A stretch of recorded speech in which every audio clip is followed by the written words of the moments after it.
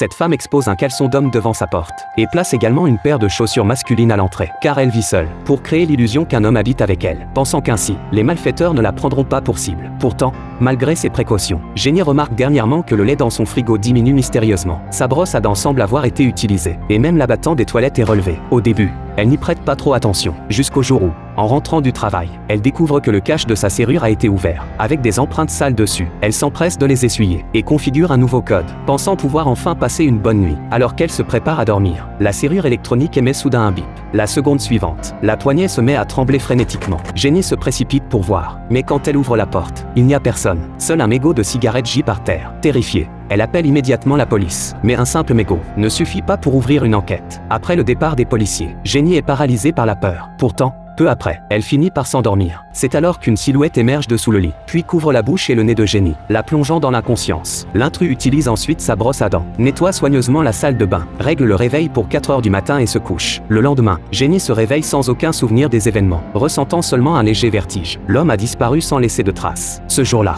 à peine rentrée chez elle, Jenny entend quelqu'un composer son code. En ouvrant la porte, elle découvre que c'est son supérieur qui lui rapporte des affaires oubliées au bureau. Trouvant son patron si aimable, Jenny l'invitait à entrer sans hésiter.